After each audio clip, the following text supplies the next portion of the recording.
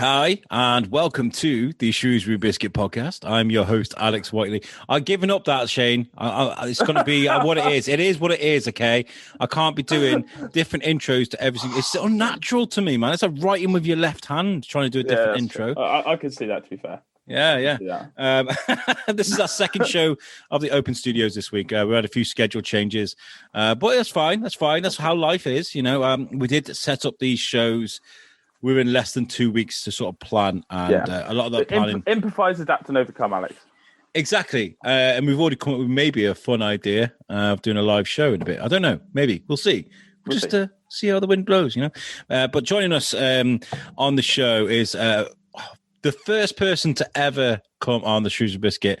I consider him a mentor of mine because he always inspires me. It's Mr. Simon Bell. Thank you very much for joining us on the Biscuit, Simon.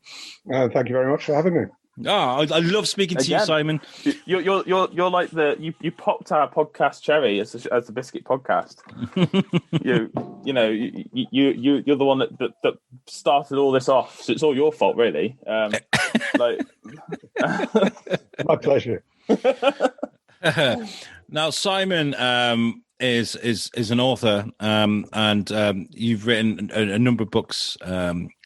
Some by yourself, some with others, about Holocaust and the rhetorics of hate, and you know it's been a while since we spoke last. Speaking about those old books, so like, is it continuing to sort of move? Are those books continuing to start conversations and you know, do good things that you wanted them to do? I hope so. I've got a new book that is currently with publishers.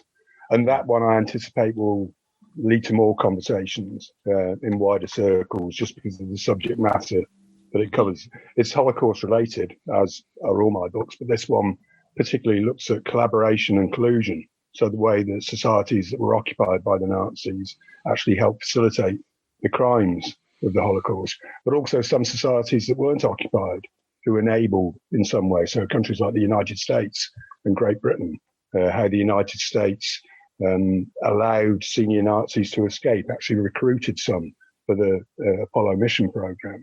The reluctance of the United States and Great Britain to accept Jewish refugees. Because I read somewhere that Winston Churchill was actually the godfather of the concentration camp, right? Is that right? Is that correct? No, there's a British history of concentration camps in South Africa during the Boer War. Yeah. But concentration camps have popped up in many conflict zones and genocides over hundreds of years. The Nazis took them to another level. Yeah. Kind of like this is how we do genocide. You did it. And actually, I was watching The Crown recently, and obviously there's that storyline of the member of the royal family that was colluding with Hitler in a big way, and you know, he was lucky to escape jail actually for that.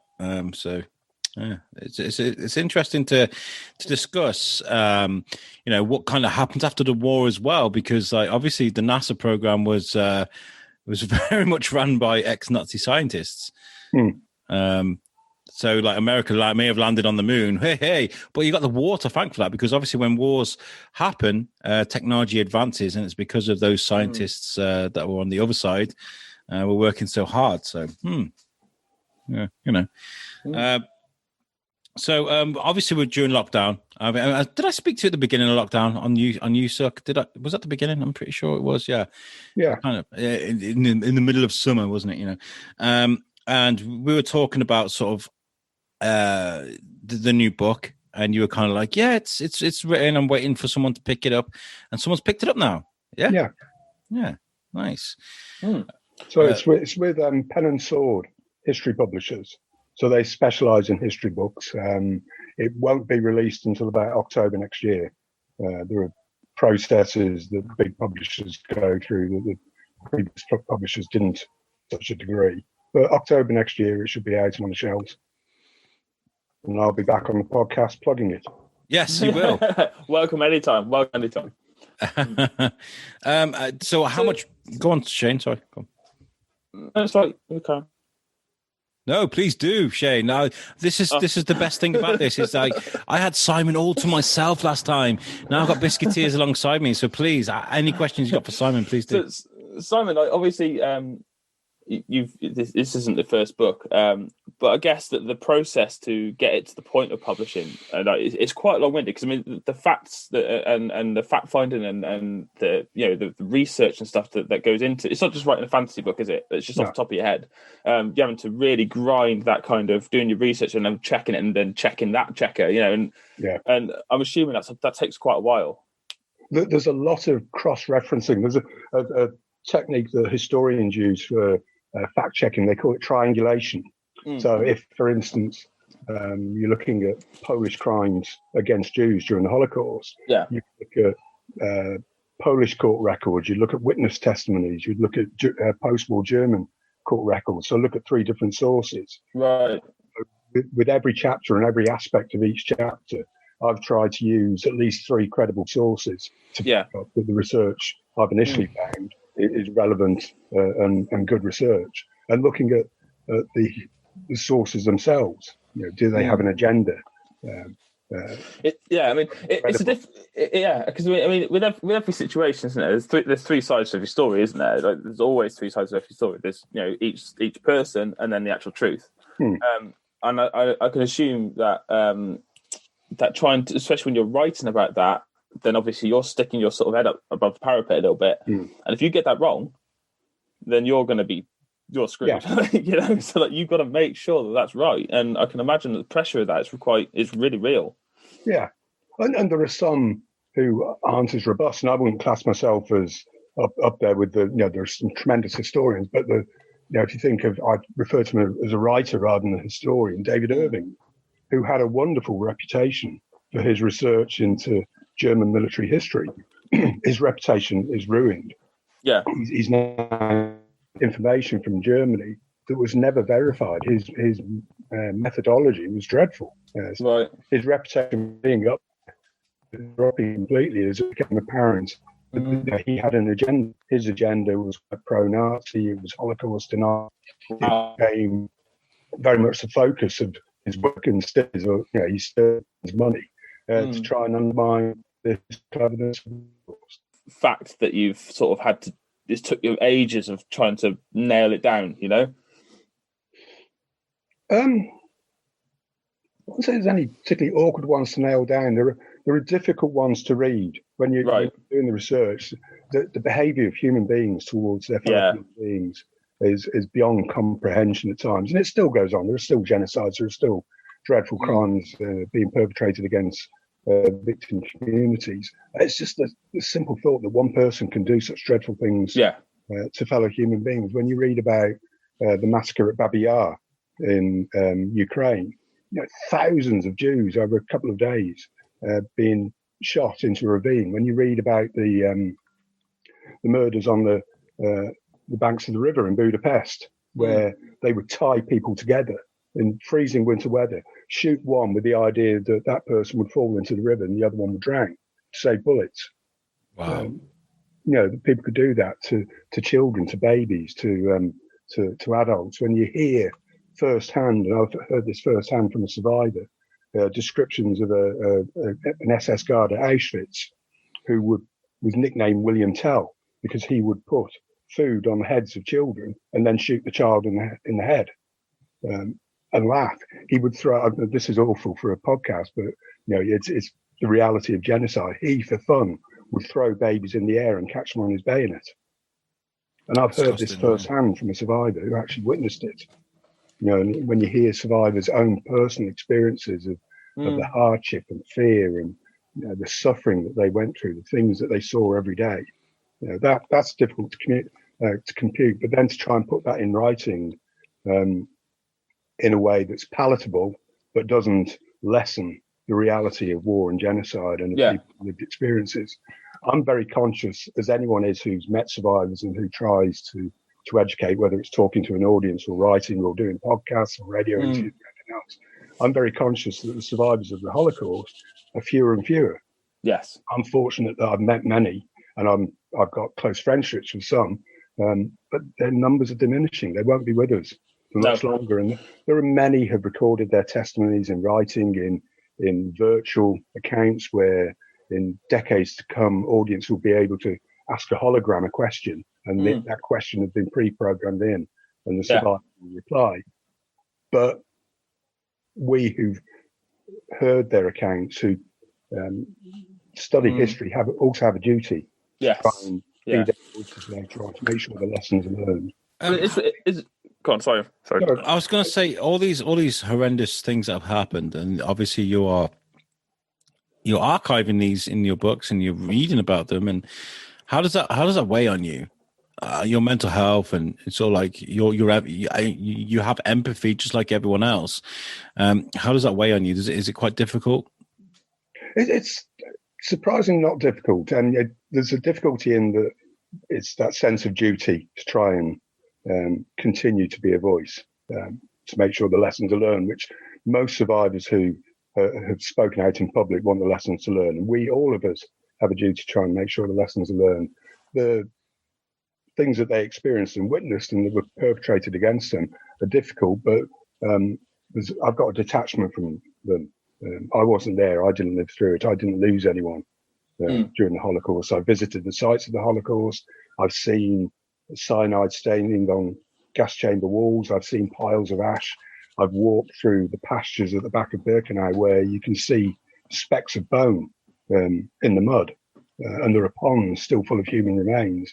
But I've got a detachment. There's no personal connection to me through family or personal loss. My old job involved dealing with offenders, perpetrators and victims of crime. That had a bigger impact because I was hearing and it's now, isn't it? These were things that had happened, hours, days earlier, and I was being made privy to them, and I had a level of responsibility professionally to the individuals I was dealing with and the professionals I was working alongside and the organisations I had to engage with. That took a greater toll than the Holocaust genocide. I suppose it's a little bit almost humbling in a way, isn't it? It kind of puts the whole world into perspective, doesn't it? And you're like, some people really have stuff people endure or witness and then carry on with their lives and and some of them actually quite successfully and positively, and you think how are you coping with that? Because I've just listened to it. It's quite remarkable, isn't it? And some didn't cope. I personally, when I started working in mental health care nearly 40 years ago, we had long stay populations in psychiatric hospitals, and some of those were survivors of the war. They'd been combatants, they'd been civilians who'd suffered during the conflict. Some of them were from Eastern Europe, and some of them were Jewish survivors of the camps. Not a huge number, but some were. They clearly didn't cope. There was some research done in Israel in about 1989, I think it was, where they looked at, I think it was about 100 who had a primary diagnosis of schizophrenia. And they stopped all medication with them, reviewed their diagnosis, reassessed them, and found that not one of them had schizophrenia. They all had post-traumatic stress that was manifesting extreme symptoms, but their long-term mental illness was actually PTSD. It was the experiences of camps and being hiding and witnessing and murder and suffering and experienced the suffering.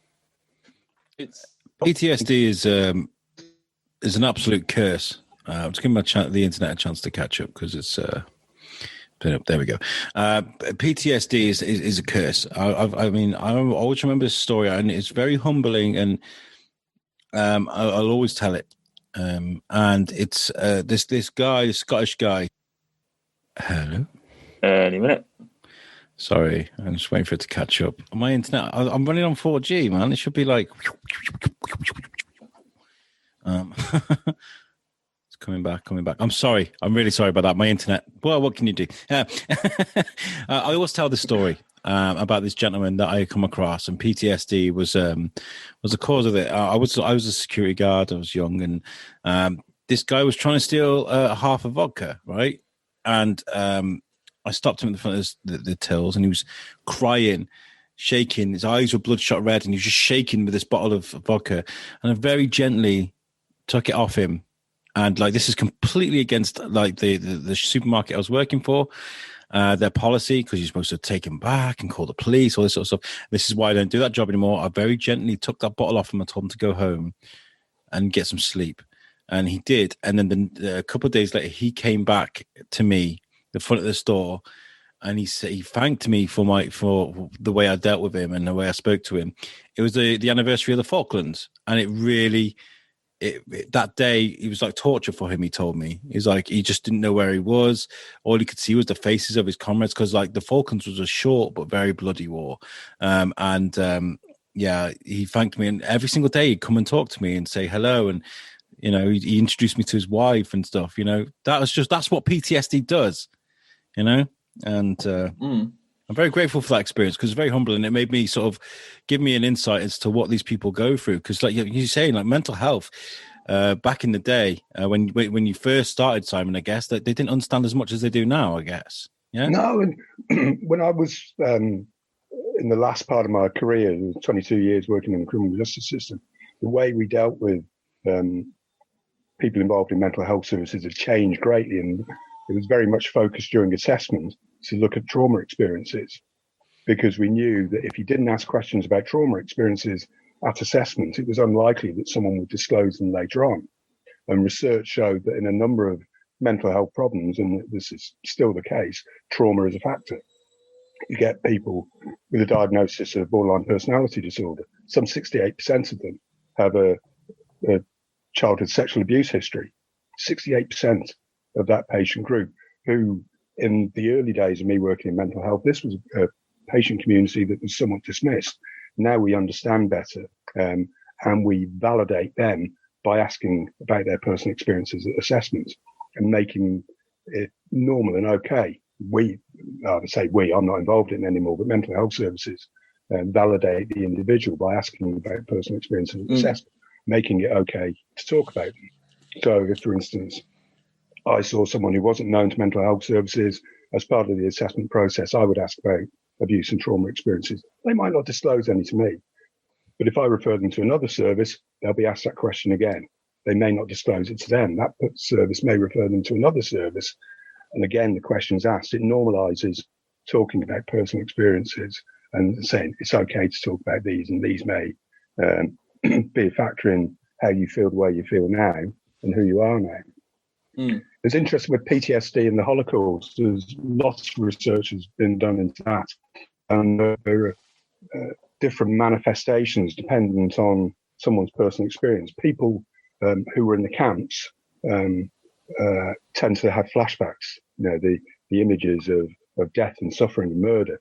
People who were in hiding tend to be hypervigilant. They're hyper alert to danger. They're always expecting someone to come around the corner and arrest them or harm them.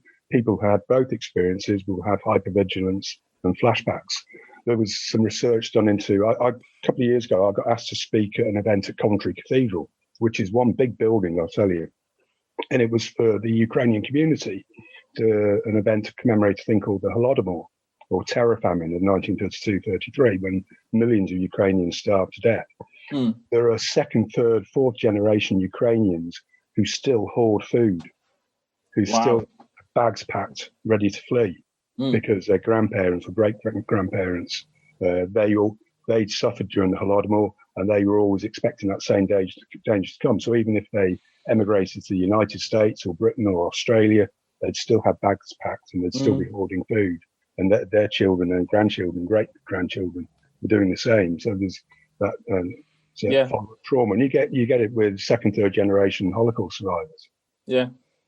You get similar sort of things with war vets as well, don't you? Where if something happens in their life that it's particularly stressful or something, they'll revert back to their sort of training, I guess. That you'll see them digging holes in the ground and sleeping in it, things like that. And it's just because that's just that's where their mind automatically just reverts to, because that's where they're safest in their they're trained to prepare for a situation in that setting, aren't they?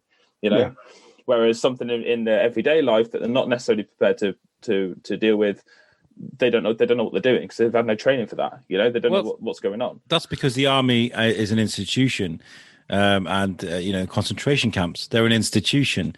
That stuff is forced into you. It's like you are brainwashed. But the whole objective of the army, the concentration camps and stuff is all to break you down and then rebuild you as something else, isn't it? That's the whole point of it. And so, yeah, I mean, obviously, some of these terrible things, these people. I mean, there's also the thing to recognise that even some of the people, some of the Nazi people in charge of the concentration camps suffered as well, because some of them didn't want to do the stuff that they're doing. And that's something that needs to be noted as well, I suppose. It's very important point. Very, very important point. And is that covered in your book? Obviously, when we talk about the scientists that helped America after the war, mainly, they probably had a gun put to their head and be like, "We want this, and we want it tomorrow." Is that covered? But they were also using slave labour. Yeah. They definitely felt there was some pressure on to do the scientific research, but they willingly employed slave labour, knowing that slave and forced labour community was suffering and would die. A lot of the people who got employed in the NASA program, if they'd been caught by others, may well have been used for scientific research, because the Russians, the British, the French, others all wanted that rocket technology, but they could well have found themselves being prosecuted for war crimes. It's a valid point. Valid point is the space race with Russia. There was that need for haste, I guess. And there was selectivity as well. There was what do they call it? The rabbit run, where senior Nazis escaped Europe to South America, and many helped them, including in some cases the Americans. Klaus Barbie eventually got prosecuted in France. He was condemned to death in absentia in a post-war trial for crimes in Lyon. He was known as the Butcher of Lyon, and many people got murdered at his behest. He, in the post-war years, was given a new identity and actually worked for the American, what became CIA, as a spy, spying on the Soviets. And when it was apparent that he was going to be captured, it was the Americans who moved him to South America. He went from being a criminal to someone useful. Crazy. Where did you go to do your research for this book then? Where were the sources and the people you spoke to? What was the most valuable thing for you? Most of the sources were vast libraries. I was lucky that for part of the research, I was still doing my master's degree, because one of my projects after leaving mental health work was to do an MA in Second World War studies. That gave me an access to libraries across the world that I could just get into online. So I got a lot of primary and secondary source documentation that way. That was most of the research that I did, was just thousands and thousands of documents plowed through endlessly, sort of 30 hours a week. Are there things that have just recently become declassified that were previously classified that kind of add context to a lot of history? There are some with, certainly in Ukraine and Hungary. Ukraine particularly, because it was under the umbrella of the Soviet Union for so long. It was only post 89-90 that documents started to be released that had been forbidden from public viewing, not only to do with the Holocaust in Ukraine, but to do with the Holodomor, the terror famine that happened there. So in that Soviet sphere of influence, it's only the last 20, 30 years that some documentation is coming forward. Some of it is questionable. Some of the post-war trials, or the trials that occurred during the Soviet era, the people were tortured. The trials are a bit dodgy. It wasn't due process that you'd expect to find in most jurisprudence systems. I mean, there must be so many mysteries when it comes to World War II, especially with what happened with the Blitz. The whole town's just gone, destroyed, and you just have to assume all those people are dead. But this must have been hard to investigate every single person's death, and that's the value of life, then, isn't it? You're a statistic of those 10,000 people that are probably killed on that night. You're one of them, and that's it. And that's horrible. It's really horrible to think about. And on the flip side, with the Allied bombing of German towns and cities, the figures of how many died are even more questionable, because there were slave labour communities there. There were forced labour communities. Certainly during the last period of the war, there were refugee communities of Germans and others moving across Germany. So we don't know how many people were in Hamburg or Munich or Berlin when it was being bombed, because there's this sort of transient community there. Difficult times then, and we can compare what's going on with Trump's America, the ICE stuff that's going on. You can compare it to that, but you're not even going to get close. You're not going to get close. Yeah. I know there are genocides still going on. There are in the world at the moment, in some places. But, we have got to talk about sort of how things have been going, because the first conversation we had on the Shrewsbury Biscuit was one of the rhetoric and this kind of repetitiveness of human nature, of kind of how we always seem to find ourselves doing these things, not us, but, civilization, if you can call it that, and with the Mexicans being, trapped in cages and given foil blankets and what have you, that seems, familiar, doesn't it? Yeah. Do you think, without trying to get political, do you think that's over in America, or do you think it's going to carry on, but just secretly, I don't know. I think the case of remains to be seen. America is not just under Trump, but there's been hostility to migrant communities. Presidents of either party have been harsh towards migrant communities. I think what we've seen under Trump with the cages and children being separated from parents, possibly never to be reconnected with parents again because identifications and contacts have been lost. That's dreadful. And I think it's something that America will have to reflect on for many years to come.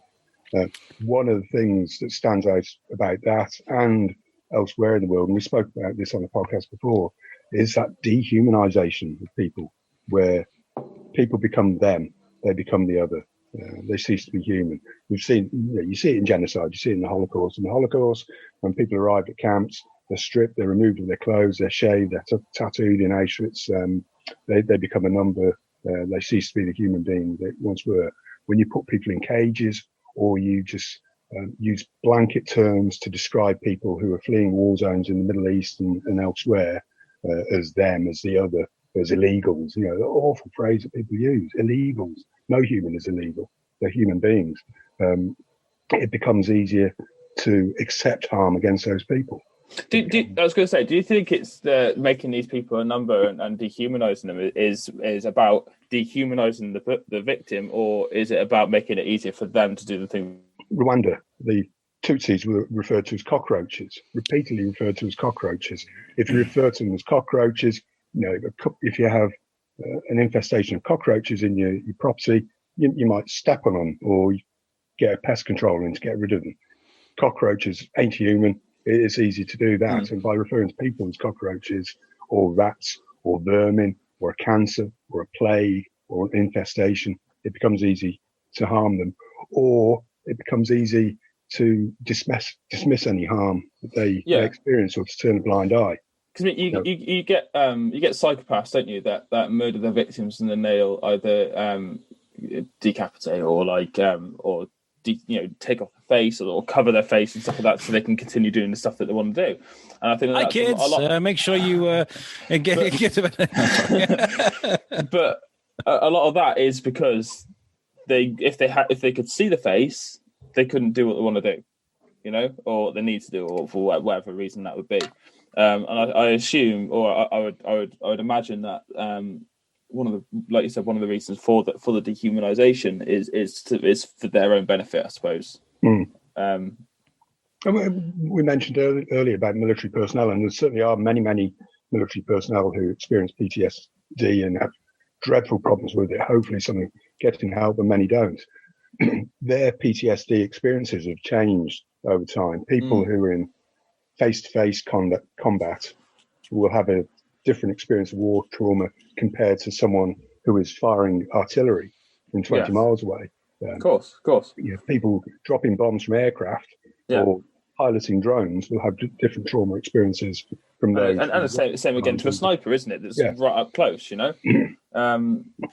you say it a lot of time on films and stuff with regards to snipers and things like that. They say, it's all very well if everyone wants to be a sniper, but you see that person's face, you see their wedding ring, you see all this other stuff, and you can't get that out of your head. that person is a person, and from like a sniper's perspective, I suppose, is you would be watching them. There'll be an Overwatch, so you'd be watching them for a while. They're a human being, and they've got to then carry out the tasks that they've been ordered to do by their superiors, and I think that's what I should get at with regards to recognise the.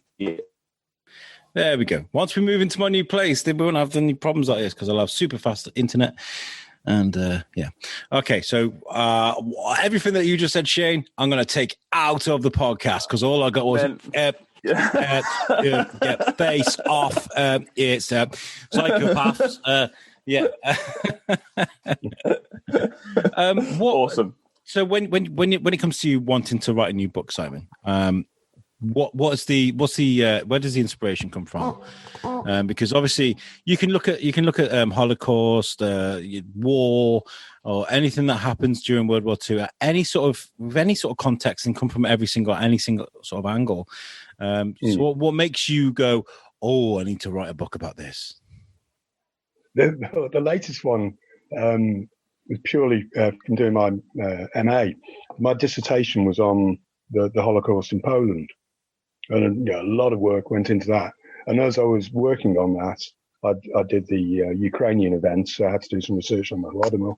I thought there's a bigger story here. We generally think of the Holocaust as occurring in Poland and Ukraine, but it occurred in the Netherlands, it occurred in France, it occurred in Italy, it occurred in Hungary. So I thought, these stories need to be told. People need to see the bigger picture, particularly the citizens of those countries that were occupied actually participated in the crimes of the Holocaust and were willing participants. It's easy to just blame Nazis and say, oh, it was the crimes of the Nazis, they're the criminals, they're the ones who did wrong. But they had enablers, they had collaborators, they had people who stood by, who were willing to allow these crimes to take place or who actively participated in them. Not all within the occupied countries. There were resistance movements in every country, but some. And if some were capable of doing it then, some are capable of doing it now or in the future if the right ingredients allow such harm to take place. So I just think it's an important message to make sure people read about the past to learn about it. I saw a horrifying picture actually a few weeks ago. It was a picture of a Nazi rally in I think it was Philadelphia? It wasn't. It must have been Washington. New York. Oh my God! You'd think it was in Berlin. Oh my God! The swastika flags, the amount of people there, the sharp suits. There's literally SS soldiers in there. I was just maybe not SS, probably a bit too early for SS, but German soldiers all lined up there, and wow, it was just. So that was in America. Wow, I wonder how long America's sort of hid those pictures for. We don't want people to see that now, do we? And also, I watched a film earlier in the year called Jojo Rabbit, which is made by Taika Waititi, Scarlett Johansson, and it's about a young boy who's got an obsession with Hitler. He's a rock star to him, He's in Germany. It's kind of it's all about brainwashing and kind of what do we do to Jews and what do we do? It's kind of how he's been brought up, and he has an imaginary friend, which is Taika Waititi as Hitler. And he's like, "You're stupid," He's coming out of a kid's imagination. It's quite funny, but at the same time, it's very clever. Very clever because Scarlett Johansson is obviously, she's a German lady, but she's part of the resistance and she's trying to hide Jews and she's trying to hand out pamphlets and trying to, cause a bit of background sort of noise and resistance. And every time this kid goes out into the town, they mess with the colouring and the filtering a bit, because it starts off all bright and colourful. This is Germany, and this is great. And then towards it gets a bit more dull and a bit more dull and a bit more dull. And I won't spoil the ending. I won't do that. But by the end, everything's just there's a bit of a lock, stock and two smoking barrels sort of filter on there. It's kind of it's a bit more, not quite as colourful and as bright, because this kid's realising what's going on. He's kind of working it out for himself. It's really, really clever. It's Shyamalan tactic, that is. Yeah, it's fantastic. He does that quite a lot. If you want to understand what it's probably like being as a German child in Germany during them times, watch that film. It's called Jojo Rabbit. It really is fantastic. Taika Waititi is just a genius for me. He can make anything, and I'd enjoy it. So when does this book get released then, Simon? That's the most important thing we want to hear on this show. When can we read it? October next year. Yeah. And have you got obviously with the pandemic and everything that's going on, have you got big plans for the release? Are you going to do some like tours and some readings and things like this? How are you approaching it? In part, I'll be guided by the publishers. This is my first time with a big publisher. The other books were published by an American company, and they largely do e-books rather than paper books. These publishers work very differently, so I'll be guided by them. But the plan will be get in contact with you, local radio, local press, speak to anyone who will listen to me. Hopefully we'll be out of lockdown by then. So let's get in the studio. Yeah. What would you say to anybody listening to this that might want to approach you as a member of the press, actually? Maybe they got their own podcast. Maybe it's BBC Radio Shropshire. I know you listen, BBC Radio Shropshire. That might want to get you on the show, but might feel a bit touchy about approaching the subject of the Holocaust or genocide, like I did on episode 1 of the Shrewsbury Biscuit. What would you say to them? Well, I'm Radio Shropshire. I've done interviews with Jim Hawkins and Mark Elliott, and they've been excellent. They understand the subject. They ask the right questions. They're interested. They want to inform their listeners, as you guys do. So, if anyone wants to talk to me, just give me a buzz. I'm contactable. Good. Yeah. Good. I would love to. Maybe we can get some of your books in the studio. We can sort of try and sell some books for you and stuff. That'd be quite cool, wouldn't it? Yeah, imagine that. Let's get some to you anyway. Oh yes, absolutely. Maybe we can give someone a free gift, a prize. Win a book on genocide, people. No. We do a competition thing or something. I would have thought we could do something. Yeah, I mean, do you know what you're doing is really important, Simon? And I always talk very fondly of you because I've learned a lot off you from the 2 years now we've been doing the show, and we do come together now and again, and we share notes and talk about what you've been up to and what I've been up to, and I've had you on You Suck as well. You come on the American show, that was fun, because I think you do something that's important. History is important. You can't forget it, right? And you can't rewrite those history books just by ignoring them, And to be fair, I mean, Al knows himself anyway. I'm a massive advocate for like history and stuff. I mean, I've been trying for the last 2 years to kickstart Memoirs of a Salopian, because all I want that's open to anybody who has. It's only been 18 months. Yeah, it's just I can't seem to get anyone. Basically, any of the sort of old people, like your nams or granddads, say, "Oh, I remember when that used to be that whatever shop." And normally you sit there, you're like, "Yeah, you've told me this every single time you walked past this shop for the last 30 years," But I want to hear about that. I want to sort of start collating all that memories and all that data and all this stuff, little experiences. Oh yeah, I remember in that pub. So-and-so had a fight and they got chucked out the window, and you think what? All these little bits of memories, because then hopefully somebody will listen and go, I was there that night, I remember that, and then they can put their perspective in, and then it'll all start sort of combining together and stitching together and creating this kind of audio image of this sort of the history of Shrewsbury, so people like yourself that's looking back and documenting all this stuff, working with survivors and all kind of that I love it. I absolutely love it to pieces. And obviously, as much as the subject is not necessarily a nice one, I think that the point of what you're trying to achieve is a great one. I also remember when I first started in nursing, and I was 18, 19, and meeting just a handful of patients who'd served in the First World War in the trenches. They'd been at the Somme and Ypres and Passchendaele and various other places. But it's something you become aware of as you get older. I was 18, 19. To me, they were ancient people. Yeah. And although they told me these horror stories about trench life, it didn't really register because my father had served in Burma. And to me, that was more relevant. Their experiences were ancient history. And I look back now and say, why didn't I ask questions? Yeah. Jot some notes. I had that wonderful opportunity there, albeit as a student nurse with a patient, just to ask some questions, to be curious about their life, what they went through. And I didn't. And I look back, that was 79, 80. They were probably in their late 70s, early 80s. Old, but not impossibly ancient. But to me, the age difference was huge, and their experiences didn't register as they should have done. I mean, I really wish I'd asked questions. Exactly. And you hear that all the time, don't you, from people? you hear like, oh, I wish I'd have. Like, I say it myself. Both my nan and granddad have both died, and like I often sit there and think, if I was doing this podcast now, I'd love to get my granddad and my nan and stuff to sit down with me and just talk. Not about anything in particular, not about a specific point, just talk about it. Right, okay, so tell me about your life. Just tell me about it. Tell me about your time in the army, and just start it off. And you know yourself. Once someone starts, especially these old people, once they start sort of talking about it, and they get into the rhythm, and they start, all these memories start coming back, they keep going. They can just keep going for hours if you let them. They'll keep going for hours. And I really wish that I'd have done that with my grandparents. And what I'm trying to achieve with this is trying to open that avenue for other people that to do that. To hopefully get that information. Here's what we can do, right? I'm talking to anybody that's listening now. I would like to get Memoirs of a Salopian started for 2021, okay? But we need a bit of help.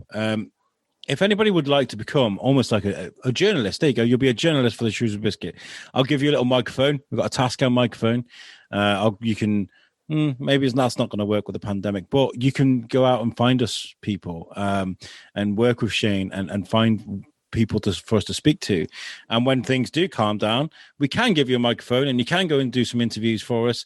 If anybody wants to come and and help us with that, get in touch, okay? Because we want to, if you've got the time and you want to do something like this, that is, I think, really, really valuable to the community around us, especially Shrewsbury. Like I used to drink at that pub when it used to be that called that, and I went to this school and my head teacher was this person. And, I used to have this great deputy head teacher in Brynhoff, the school I went to in Wrexham, called Mr. Rynan. He was a very peculiar character. He used to walk around with this is when I was in school, right? I'm not that old. He used to walk around with a big pipe in his mouth, and he'd come up to you, boy. Oh, why are you doing out of class? Why are you not getting any? You can smell the smell. Honestly, I got sent to Mr. Einan's office once, and I was terrified. And he sat me down like, "Why are you doing that, boy?" And I told him, "Oh, okay." And he just gave me this really nice conversation. I was terrified. I thought I was going to beat me to death or something. I don't know. We need to capture these stories, right? So get in touch. But we need help with it because. But also, if you listen to this and you know somebody, maybe it's your grandparent, maybe it's your nan, your granddad, step nan and granddad-in-law. It doesn't matter if they've got some history in Shrewsbury, and they've got a story to tell. We want to hear it. So drop us a message, get in touch with us. We can do it over Zoom, so there's obviously no contact problems and stuff with COVID. It's very, very easy going. All we want to do is just literally talk, and I'm sure most grandparents like talking. So, and every community has people with a wealth of lived experiences. Yeah, whether it's their school days in the 1930s, 40s, 50s, 60s, whether it's being a teacher in education in different decades, fire personnel, police officers, health workers, farmers, shopkeepers, publicans, everyone will have stories to tell that will be of interest. And we certainly just have a bigger picture of our community. I'm sure there's an old copper out there that's like, they wear cameras now. We had a whistle and a stick. Like, that's what we had. And steel toe cap boots. My granddad was born in 1901. My dad's dad, I so wish that I could have sat down with him and chatted to him, even as a kid, because he would have seen so much living from that sort of era. He was, just imagine what he's seen in the last sort of, since 1901. There's pictures of him. There's a picture somewhere of him literally running alongside a horse and cart. On the used to. You know what I mean? They used to run alongside the horse and cart, didn't they, for his parents? and there's a picture of him doing that, and I'm like, the wheel was only just invented at that point. I'm like, but yeah, he died before I was born, so I never got that opportunity, and it's stuff like that. That all this information, this history, and this knowledge is just dying off. And we're in an era now where we're able to, we've got access to more data than we ever have done in before, literally at our fingertips. I could literally go online and I can go down the streets in New York, like that. Whereas the stuff that these people have experienced is in their head. It's not on the internet. It's not it's not in writing. It's not in a book. It's in their head, and it's personal experiences, and that's what I'm trying to get at. That's what I'm trying to get at. That's what I want to try and capture into an audio file. But it's very easy to fall into the trap that history is war, is genocide, it's the Tudors, it's politics, it's Romans and Normans and everything. History is all around us. People's experiences. Where I live now. What was this like 60 years ago? Exactly. I'm of an age, as we all know, we've all seen changes, physical changes in our community. I see places where there are big industrial estates now where there was nothing before. Industrial buildings where there were small houses before. The whole layout of aspects of the town has changed. So there lots of people will have experiences that are worth hearing. That's it. And it's like, like you said, it's not just the big stuff, the big iconic, milestone stuff in history. It's also the fact that I knew a bloke called Jack Brown who used to own a pub on the corner. And it's just like, that is history. That is history, because I don't know who Jack Brown is. And I don't even know what that pub is, because now it's a massive block of flats. So I didn't even know that pub even existed. So what happened in that pub? What did it look like? What did it smell like? What sort of people? What did you drink in there? What was the most favourite drink? What music did you listen to? All this stuff is just all building and building and building. And what I hope is that it just all, like I said, all ties together into a massive network of memories, all stitched together. Linking everybody together in some way. Well, look at the conversations you see on For the Love of Shrewsbury. Somebody will be like, what did this building used to be? And the comments, the conversations people have on that is just fantastic. So, I think we can try and add some context to that. Like, I used to go, did you know that building used to be this? And this building used to be that? Yeah, that's we can do that. But we need help. So get in touch, people. There's some very colourful stuff about Grove Lane a couple of days ago. About what, sorry? Grove Lane. Where's that? Grove Lane. Oh, Grove Lane. Yeah. Yeah, on the Love of Shrewsbury, have a look. There's some colourful information about its history. Mm-hmm. We covered that. We did the So stories. If you don't know what the So stories are, we did 4 audio tours of Shrewsbury, which are very good, by the way. We're going to be making 4 more for the Darwin Festival soon. But they are on the original Shrewsbury website, and you can literally download this as like a podcast. Go to the place and listen to it. And we did. I've listened to the tour, and we did one with Bear Steps with Bibbs, and obviously Bear Steps, and we did all around the area. And we talked about how women used to ply their trade and stuff. It's history, like you said. It doesn't matter. Mm-hmm. We're talking about genocide. The sex industry is as old as civilization. Mm-hmm. So it is what it is. You brought up a really good point there, Shane, and I'd love for you, Simon, to sort of elaborate on it. So, data is, we are living in a society where there is so much information, and not all of it is credible. Does that make it more difficult for you when you're doing research? I think people have to be cautious, particularly if you're doing research, or not necessarily just research, even the social media. The memes that pop up on Facebook, Twitter, and elsewhere. Question a lot of them. You can do a Snopes check on supposed speeches by an Australian Prime Minister that are anti-migrant. Check it and you'll find that it's got origins in Texas in 1983 or whatever. That's not necessarily true, but I'm just giving a general example. Yeah. People can check the authenticity of information they're receiving. Look at the agenda of sources. Everyone has an agenda of some sort, particularly if they're putting information out into the public domain. When people share things, look at what they've shared.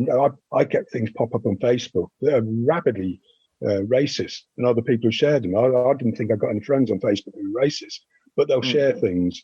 I look at the post, the person they've shared, and invariably find some extreme ultra-nationalist. Why are you sharing this person's thing? Oh, I agree with what he said about veterans and poppies. Yeah, but have a look at the bigger picture. This person has an agenda. So it's just to be questioning, I would think. Don't always take things at face value. You can't spend your life questioning everything. You'd be spinning around going daft if you question everything. But certain things, be willing to question, be willing to just explore a bit further and a bit more deeply. It was like this thing that, I always say it's healthy to discuss. It's always healthy to discuss these things, even debate, because I've had Extinction Rebellion on my show before. They wanted to talk about something that I wanted to give them a voice, and I got them on the show to talk about what they want to talk about. And a lot of it I do agree with. I do think the world needs to change. I do feel, it's going to slowly get there. I do believe that.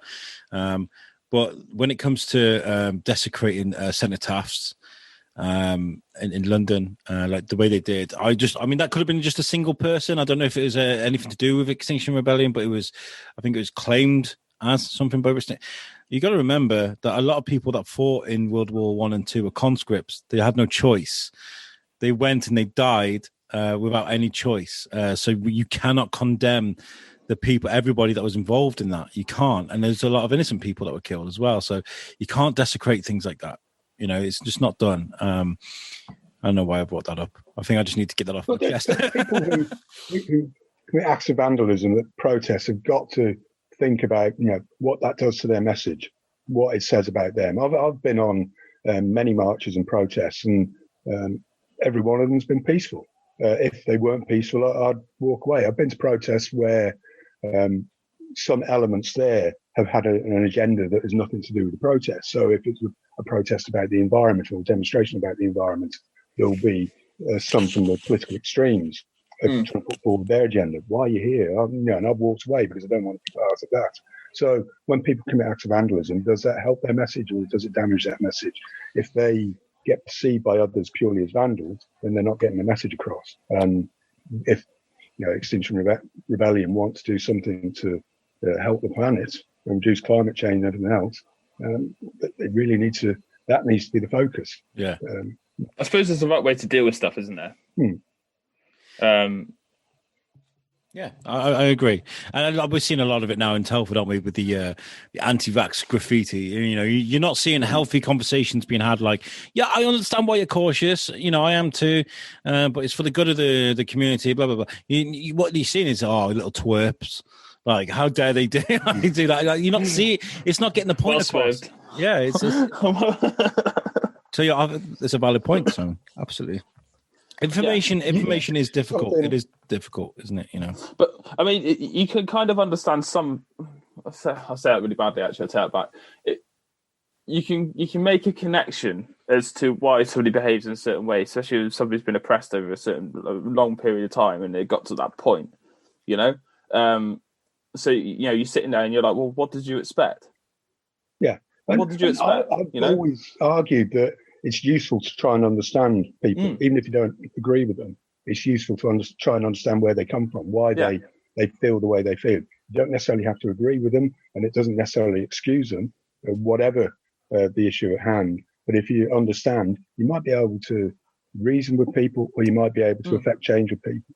I mean, look at it. If you bring it right down to a very sort of singular and put it in a box a little bit, if you get a kid that's being bullied relentlessly at school, eventually he's going to hit him. He's going to lash out. It's just what's going to happen. He's going to end up lashing out, and then everyone's going to look at the boy that's lashed out and gone, "Oh, he's just hit somebody." It's like, well, he's been bullied for the last 10 years by the same person. What did you expect? It is. It's a terrible situation when you can't stand up for yourself. And we were talking about information and the credibility of things, and you talk about memes. It's propaganda, right? Propaganda is relevant now as it was back in Nazi Germany, right? It's everywhere. Whether you're a Trump supporter, whether you're a Biden supporter, whether you're for Brexit, whether you're against Brexit, whatever. It's everywhere, right? Do you think those were lessons that were learned back in the day, during the war? Nazis were brilliant at their propaganda. They'd make high quality, almost movies of the concentration. Oh, look, it's like a Holiday Inn. They get plump pillows and stuff. Do you feel like looking at that and what it did and what it was part of? Do you think there's been any lessons learned from the past? I'm sure there have been. It's interesting. I was just thinking, I'll put it away somewhere. A book that's worth reading, because I was saying about trying to understand the perspective of other people. It's a book by a chap called Nicholas Stargart, and it's called The German War, The Nation Under Arms, 1939 to 1945.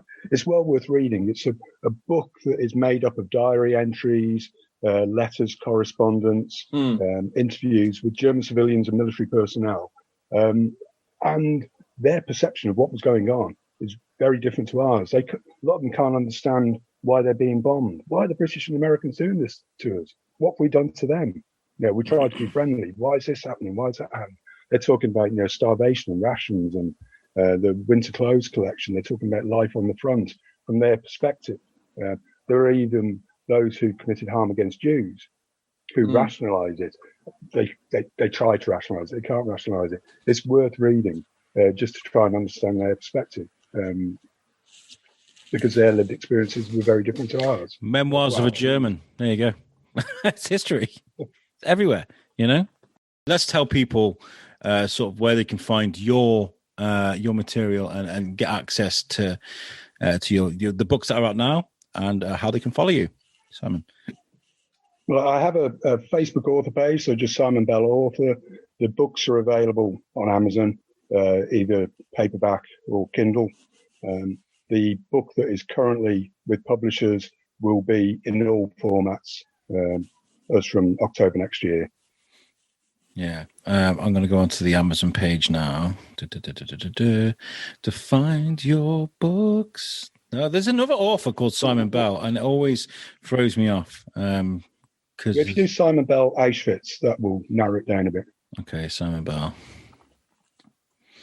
So how many books you got out altogether now, Simon? Well, I have one withdrawn from print. Yeah. To that. So currently 2 out and another. The one on the way. So what's the title of the one that's coming? Are we allowed to know that yet or not? We keep changing it. It was the Holocaust, Wider Guilt Lessons for Today. Now they've changed it to Remembering the Holocaust Lessons for Today. I'm still not comfortable with the title, but it'll be along that theme. I suppose it's one of those things, isn't it? It's a bit like naming your child. Like you and ah about it for quite a while, don't you? And then eventually you're like, that'll do. The publishers use an expression. You've got to the title has got to be like Cuprinol. It's got to say what it, like Heinz beans. Does, yeah. So Heinz baked beans. Yeah. Heinz baked beans. Okay, so the book I've got here is Auschwitz to Birkenau, to From Hell to Hope, and it's £7.69 on Kindle. So that's easy. You throw it on your e-reader. And also Tribalism and Prejudice. Yes. The Far Right and Lessons for Today. Yes. Simon, you're a great guy, and I'll defend you to the depths. I really will. And I always enjoy... Nothing to defend. No, there isn't. And I feel terrible saying that, but you know what I mean. You're my homie for life. That's what I mean. Okay. Homie for life. Homies for life. A well-established author, historian, a guy who's from a medical background. Homies for life. There you go. Simon, you're a great guest. Thank you so much for joining us again, and we'll happily have you on in the future. When the book's out, we'll get you in the studio. Actually, in the studio, and we'll do some. Yeah. Okay. Definitely. Yeah. Listeners, have you got a website, Simon? Have you got a website? No. Okay. But I'm going to tell you about my website. Web Orchard, Simon. They'll sort you out. Yeah, they will. Web Orchard. If you want a website, the guys from Web Orchard will sort you out. Like they sorted out us with a website, which is www.theshrewsburybiscuitpodcast.co.uk. I do realise in that poster I'm looking at right now, I put the wrong website address. Idiot. I sent that out as well on social media. Check out our website. All our audio should be available on there. And obviously it's made by Web Orchard. I want to give a shout out to the guys at the parade shops as well. Huge salute to you guys working through Christmas. I'm staying away from the studio, staying away from the parade. I don't want to add to the Christmas rush that's going on. Going to be going on for the next couple of weeks. I want to say hi to you guys at the parade. Make sure you pop in because it looks beautiful down there, especially downstairs outside Brigitte Zuckman's studio. There's lots of nice decorations down there. It looks amazing. So make sure you check that out. That's the parade shops by St. Mary's. Simon, again, thank you so much for joining us. I wish you the best of luck with the book when it's released in October. Yeah, definitely. And don't forget, guys, get in touch if you want to be a part of our Memoirs of a Sloping. We're after someone to go and find us people to speak to. If you got enough time and you can commit to that and you want to be that person, get in touch with us. All right. You're right, guys. Awesome. Let's get out of here. This has been awesome. Thank you very much, and we'll catch you next time. Peace out. See you later. Cheers.